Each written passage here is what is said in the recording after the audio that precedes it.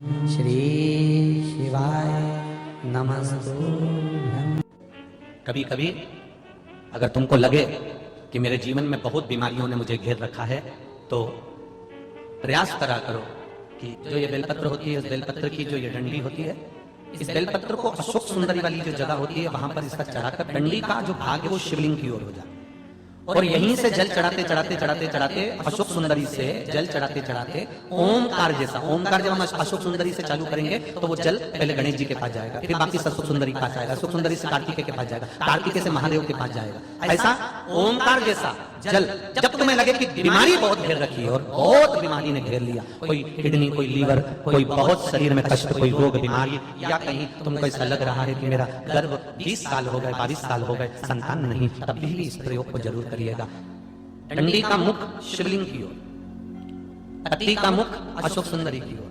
जल चढ़ाते समय अशोक सुंदरी से धार चालू कर गणेश जी पर, गणेश जी मालूम है ना सबको कहाँ गणेश जी होते हैं, कहाँ कार्तिकेय होते हैं, एक बार समझ लो उसको। बीच में जो मोटी सी लाइन होती है वो अशोक सुंदरी का स्थान है। शंकर जी के राइट में जहां से पानी नीचे गिरता है उसके कोने पर गणेश जी का स्थान, इधर कार्तिकेय का स्थान। ये शिवलिंग, ये जो गोल भाग है माता पार्वती जी का हस्त कमल है।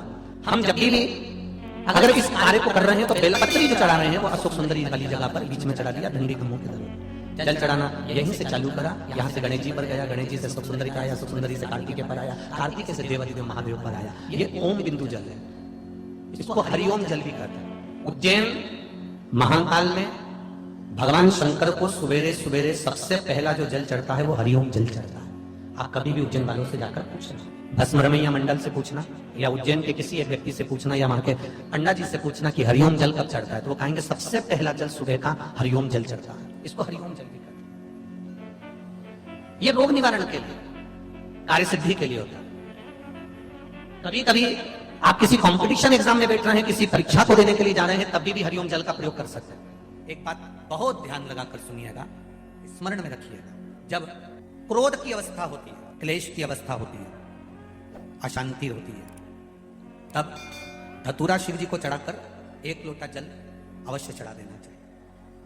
लगभग 20 से 25 मिनट लगते हैं, पर अगर हमने दिल से धतूरा चढ़ाया और 1 लोटा जल धीरे धीरे धीरे धीरे देवादिदेव महादेव को समर्पित करना प्रारंभ करा तो घर में से क्लेश, अशांति, क्रोध अपने आप धीरे धीरे शांत होना प्रारंभ हो जाता है।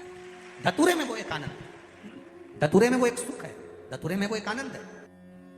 जिस व्यक्ति को रोग बहुत घेर रहा हो, बहुत ज्यादा रोग घेर रहा हो, एक बीमारी पूरी ठीक नहीं होती, दूसरी लग जाती, दूसरी ठीक हुई नहीं, तीसरी हो गई, तीसरी ठीक नहीं, चौथी हो गई। जिस व्यक्ति को रोग ज्यादा घेर रहा हो तो अगर शंकर जी के मंदिर में आप जल चढ़ाने जाएं या दूध चढ़ाने जाएं तो उसमें काली मिर्ची एक डालकर लेकर जाएं शंकर जी को चढ़ाने के लिए।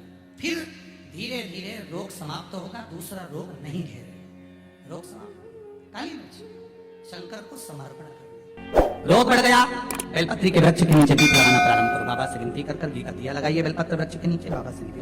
कभी कभी अगर ऐसा लगे जीवन में कि दुख बहुत ज्यादा आ गया है, बहुत तकलीफ आ गई है, तो लाल चंदन को घिसकर उस लाल चंदन का लेपन भगवान शंकर पर कर कर फिर पानी चढ़ाइए।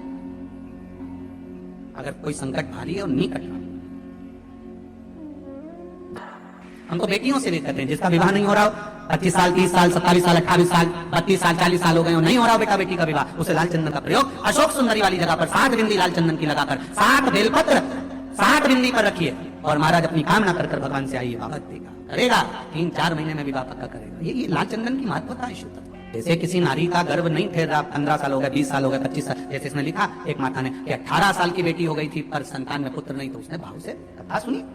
जैसे आपके भीतर अगर 20 साल हो गए, 25 साल हो गए, 30 साल हो गए, संतान का सुखी नहीं है, लाल चंदन का लेपन बाबा भोलेनाथ पर करना प्रारंभ करो। पीठिका पर लाल चंदन का लेपन करना प्रारंभ करो, लाल चंदन से बाबा का श्रृंगार करना प्रारंभ करो। एक बेलपत्री पर लाल चंदन, दोनों पत्ती नीचे वाली, जो नीचे की जो 2 पत्ती होती है इस पे लाल चंदन और बीच वाली पत्ती पर पीला चंदन लगाकर बाबा के शिवलिंग को समर्पित करिए, बाबा से प्रार्थना करिए, रोज प्रार्थना करो। परंतु एक बात का स्मरण रहे, 25 साल हो गए, 20 साल हो गए, 30 साल हो गए, संतान नहीं, तो पहले जल से अभिषेक कराना, अभिषेक कराकर जल का आचमन करने के बाद हाथ को खासा करना, धोना, उसके बाद में फिर वापस बाबा का स्नान कराओ, फिर चंदन का लेपन कराओ, फिर 1 लोटा जल चढ़ाकर बाबा का स्नान कराओ। बाबा का बड़ा सुंदर भाव से लाल चंदन से जो अभिषेक करता है, बाबा को लेपन कर कर फिर जल चढ़ समर्पित करता है, निश्चित है उसकी गोदी मेरा देवादिदेव महादेव जरूर भरता है, निश्चितता है, निश्चितता है। शिव शंकर जपो तेरी माला, बाबा जपूं तेरे वाला, भोला सब दुख काटो, ओ भोला सब दुख